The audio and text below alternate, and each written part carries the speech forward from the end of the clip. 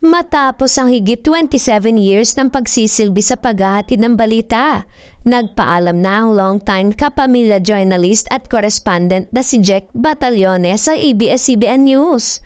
Sa kanyang tweet, pinasalamatan ni Batallones ang lahat ng naging bahagi ng yugtong yon ng kanyang buhay bilang isang mamamahayan.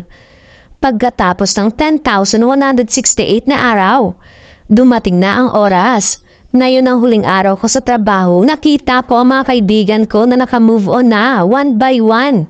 Ngayon na ang turn ko. Oras na para isara ang hindi paniwalang kabanata at magsimula ng bago.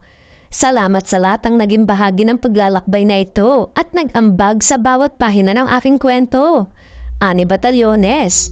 Maraming salamat po kapamilya at hangad namin ang mas magandang pagkakataon sa bagong yugto na iyong pong paglalakbay sa buhay at sa inyo pong profesyon. Good luck po! Unang sumanang si Batallones sa ABS-CBN noong 1997 bilang production assistant para sa public service program na Hoy Gising.